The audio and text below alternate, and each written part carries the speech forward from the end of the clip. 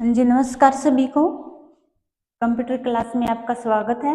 Computer class में आपका Python language start करवा रही हूँ। तो पाइथन लैंग्वेज कंप्यूटर की लैंग्वेज है, ठीक है। जैसे हमारी C++, जावा है, ऐसे ही पाइथन भी है। मैंने करवाया था कि पाइथन का जो क्रिएट किया था, किसने किया था? ग्यूडो वैन वेंसन ने किया था। ग्यूडो वैन रोसम ने किया था। कब किया था? 1991 में।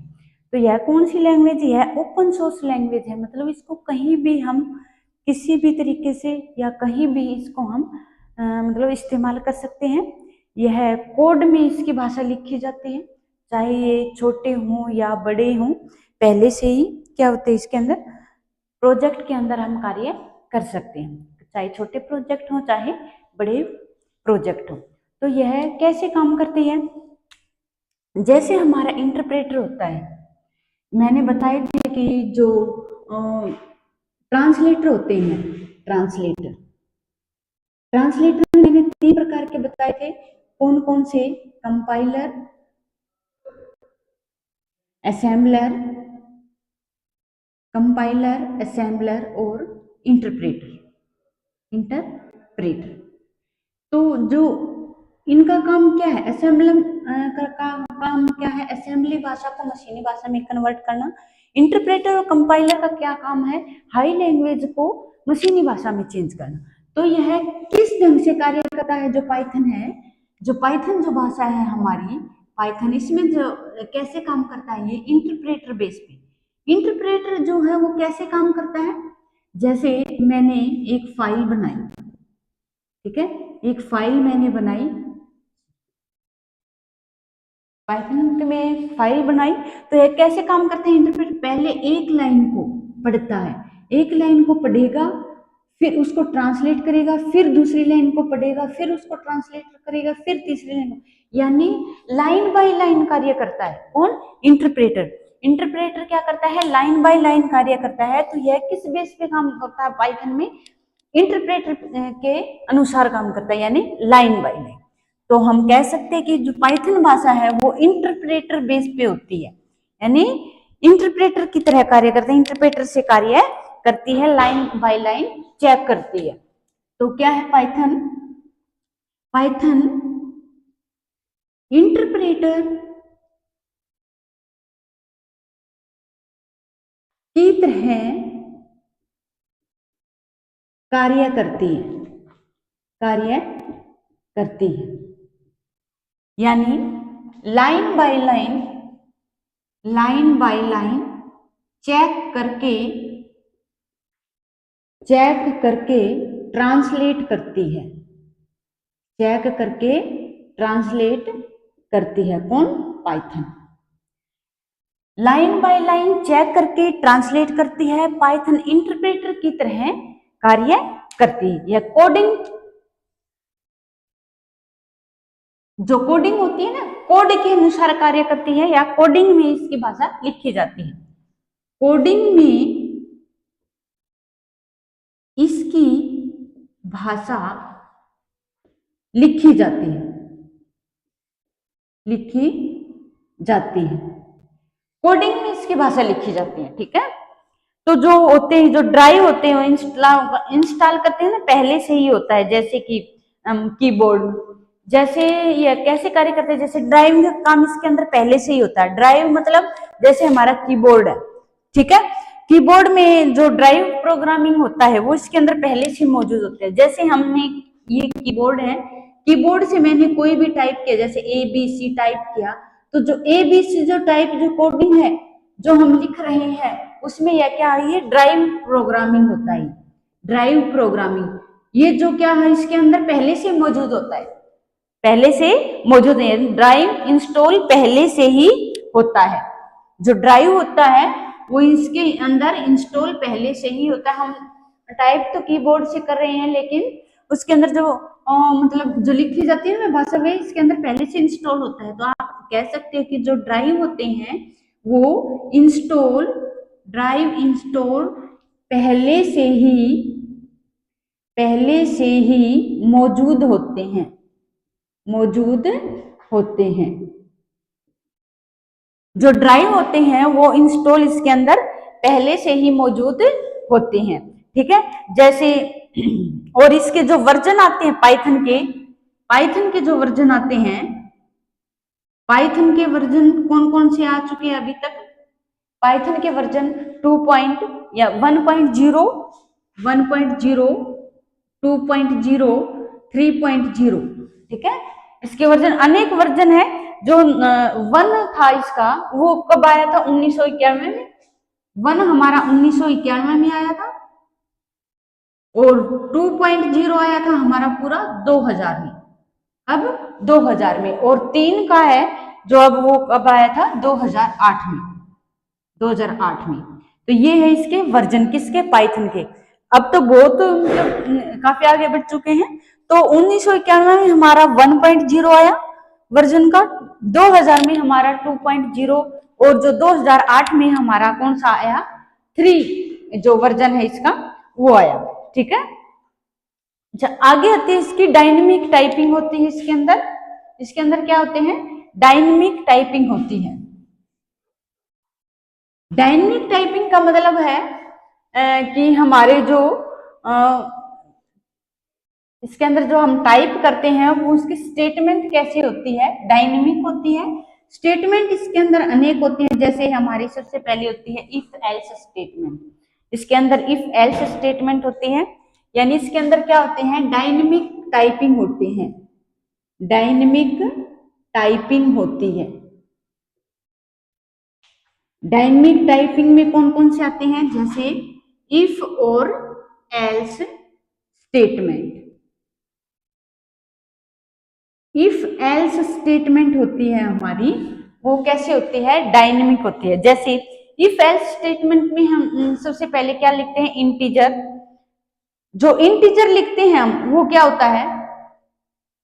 सबसे पहले जैसे मैंने लिख दिया integer I. If else statement की बात कर रही हूं, सबसे पहले हम मतलब ये जो नीचे नीचे के भाग है ना, इंटीजर से स्टार्ट होते हैं, वहां से लिख रही हूँ। इंटीजर जैसे मैंने कोई आई लिख दिया, ठीक है, और जैसे मैंने प्रिंट अप करवा दिया। इंटीजर मैंने आई लिया, फिर क्या करवाया मैंने? Print up. प्रिंट अप में कोई भी लिख दो, कोई भी अपने चैनल में प्रिंट अप में आप कोई भी लिख सकते हो। जैसे मैंने लिख दिया इंट्रेंस या एंटर नंबर। क्या लिख दिया मैंने? Enter number. जब भी आप जो प्रोग्राम है इसके पाइथन के अंदर, जब भी आप इसके अंदर स्टार्ट करोगे तो सबसे पहले इंटीजर आएगा I equal to enter number, मतलब आई के बराबर जो कुछ लिखना है वो एंटर मांगेगा आपका।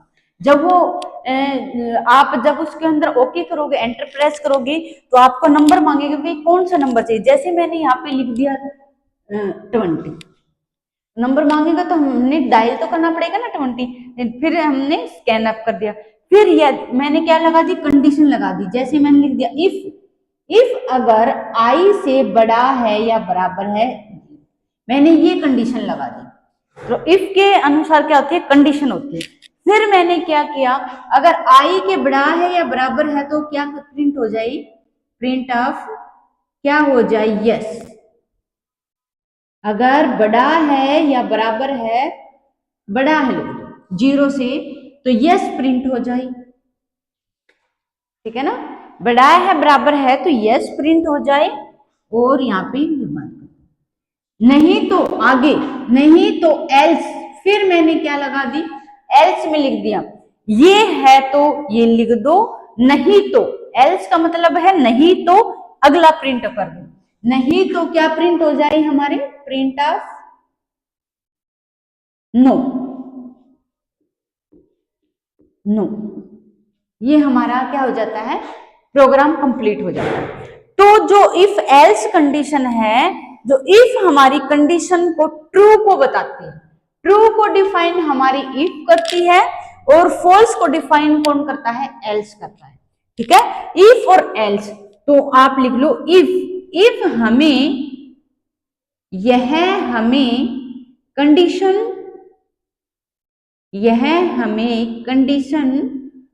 ट्रू को दिखाती है, यह हमें कंडीशन ट्रू को दिखाती है, एल्स में आ जाता है हमारा, यह हमें कंडीशन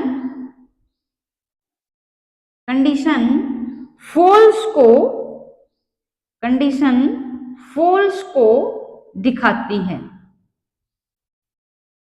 यह ट्रू को दिखाती है और यह हमें कंडीशन फॉल्स को दिखाती है। कौन सी? इफ कंडीशन जो है हमें ट्रू को दिखाती है और एल्स हमें क्या दिखाती है? फॉल्स को दिखाती है। तो ये कौन से हो गए? If else statement. अब अगली स्टेटमेंट है हमारी फॉर स्टेटमेंट। फॉर होता है किसी के लिए, जैसे हमारी फॉर स्टेटमेंट ये डायनेमिक टाइपिंग में आते हैं सभी, ठीक है ना? डायनेमिक टाइपिंग में आएंगे ये कौन? प्रिंटर, क्योंकि इसकी डायनेमिक टाइपिंग होती है। इफ एल्स स्टेटमेंट हो गई, फॉर स्टेटमेंट हो गई। फॉर स्टेटमेंट हमारी क्या कहती है? कोई इनिशियलाइजेशन को दिखाती है, कंडीशन को भी दिखाती है, इंक्रीज डिक्रीज को भी दिखाती है। फॉर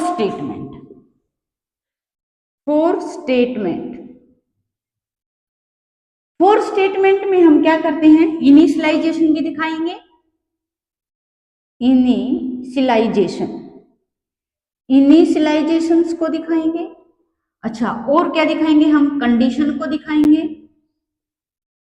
कंडीशन के बाद हम किसको दिखाएंगे? इंक्रीमेंट और decrement,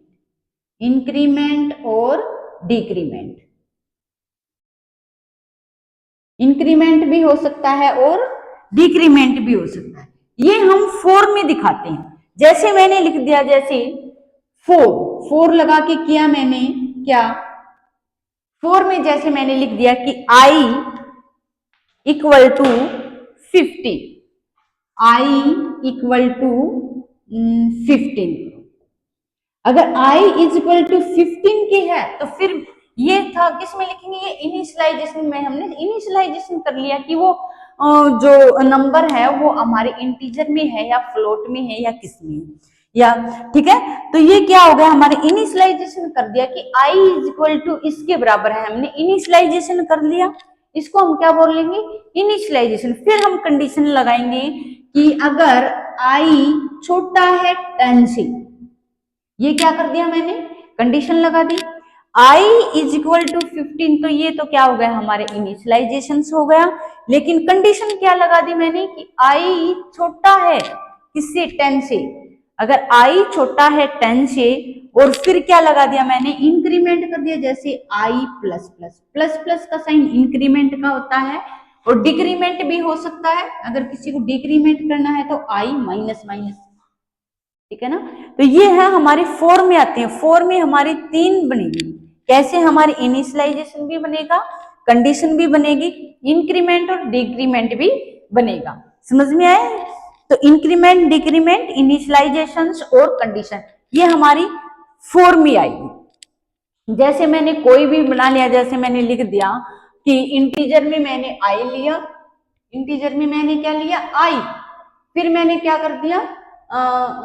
I is equal to 10 लिया, ठीक है।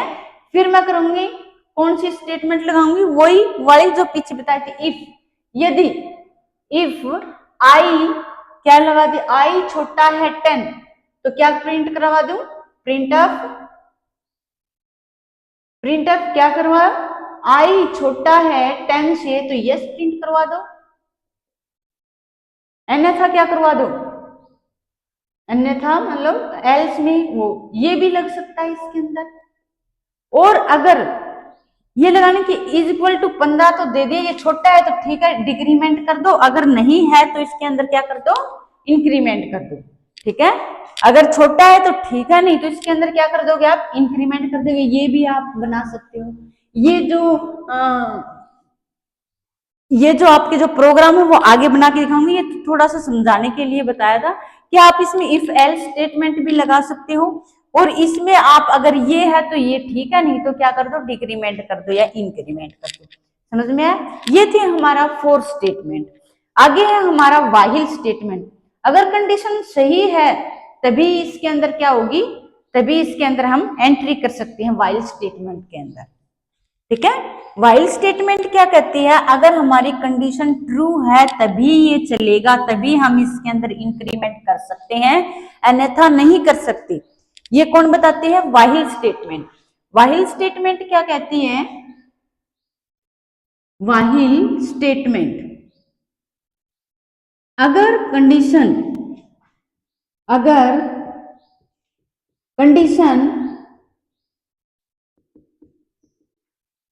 ट्रू है तभी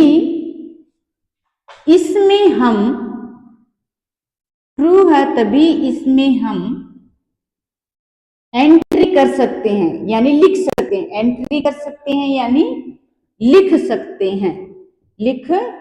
सकते हैं। कौन सी स्टेटमेंट बताती है ये हमारी, व्हाइल स्टेटमेंट। व्हाइल स्टेटमेंट क्या कहती है, अगर हमारे पास कोई भी जो एंट्री है उसको हम तभी एंट्री इसके अंदर करवा सकते हैं जब ये हमारी क्या हो, कंडीशन ट्रू हो, तभी। फॉल्स कंडीशन में ये नहीं चलेगी।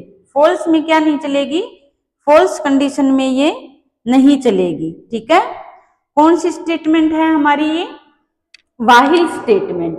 इसके बाद हमारी है जो कौन सी स्टेटमेंट, व्हाइल स्टेटमेंट के बाद हमारी आएगी कौन सी स्टेटमेंट, ट्राई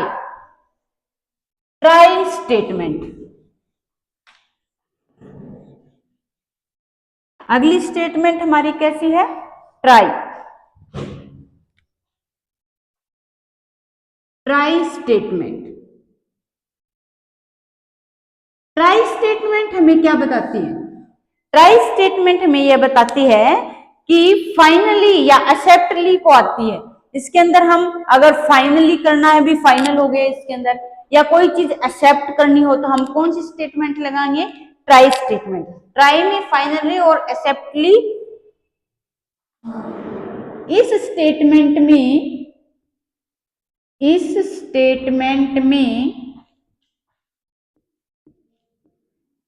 फाइनली और या कोई चीज फाइनल करना है या एक्सेप्ट करना है किसी चीज को, एक्सेप्टली आते हैं किसमें, ट्राई में। फाइनली और एक्सेप्टली आते हैं कौन से स्टेटमेंट में, हमारे ट्राई स्टेटमेंट। आगे है क्लास स्टेटमेंट। क्लास स्टेटमेंट जैसे हमें नाम से पता है, कोई भी ऑब्जेक्ट, क्लास स्टेटमेंट कोई ऑब्जेक्ट डिफाइन करना हो, ठीक है।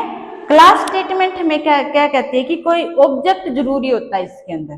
क्लास स्टेटमेंट में ऑब्जेक्ट के बिना यह नहीं चलेगा। इस स्टेटमेंट में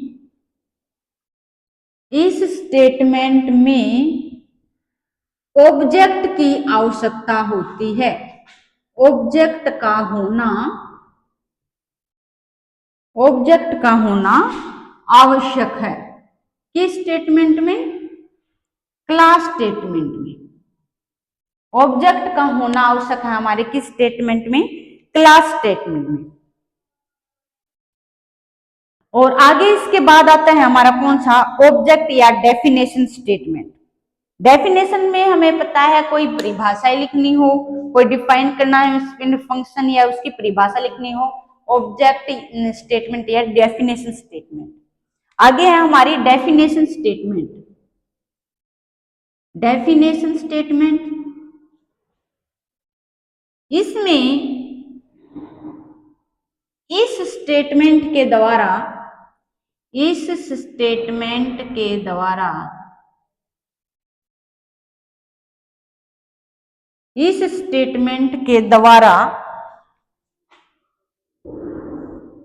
परिभाषा को डिफाइन किया जाता है। इस स्टेटमेंट के द्वारा परिभाषा को डिफाइन किया जाता है। किस स्टेटमेंट द्वारा, डेफिनेशन स्टेटमेंट के द्वारा। ठीक है, क्या किया जाता है, डेफिनेशन स्टेटमेंट के द्वारा हमारी जो है डेफिनेशन, जो परिभाषा है उसका पता लगाया जाता है। किस स्टेटमेंट में, हमारा डेफिनेशन स्टेटमेंट में। जैसे नाम से ही पता है परिभाषा, तो यह हमारी किस में आती है, डेफिनेशन स्टेटमेंट में आती है।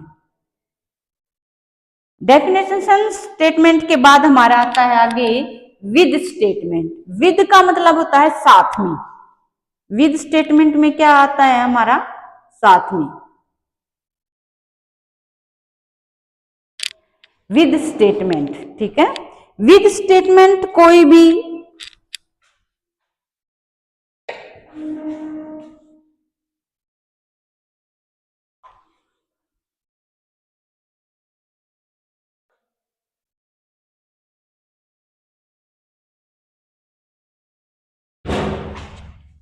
आगे आती है हमारी विद स्टेटमेंट। ये किस में आती है सारी स्टेटमेंट, डायनेमिक टाइपिंग में आती है। ये सारी जो स्टेटमेंट बताई है मैंने विद स्टेटमेंट, तो ये इसमें क्या आते हैं, साथ में। जैसे ब्रेक स्टेटमेंट हो गई। विद स्टेटमेंट यानी किसी के साथ में कार्य करना हो, साथ में कार्य करना हो। साथ में कार्य करना हो तो हम किसका स्टेटमेंट करते हैं, विद स्टेटमेंट। विद स्टेटमेंट क्या आती है, ब्रेक स्टेटमेंट। ब्रेक स्टेटमेंट का क्या काम है, कोई काम जहां पे रुकना हो, ब्रेक लगाना या उस चीज को बंद कर देना, किसी भी चीज को, तो ब्रेक स्टेटमेंट यानी ये लूप से बाहर आने के लिए इसका प्रयोग करते हैं। ठीक है, लूप चल रहा है, लूप से बाहर आने के लिए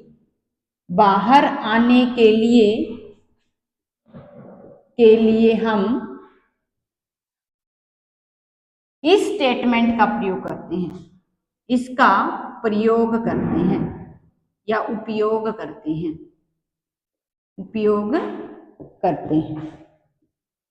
ठीक है, तो जो आज मैंने जो डायनेमिक स्टेटमेंट के बताए, और जो एक दो रह गई हैं या आगे मैं करवाऊंगी। ठीक है, और बाकी है अभी स्टेटमेंट इसकी डायनेमिक टाइपिंग के, तो आगे की ये जो अगली क्लास में करवाएंगे। Thank you for watching.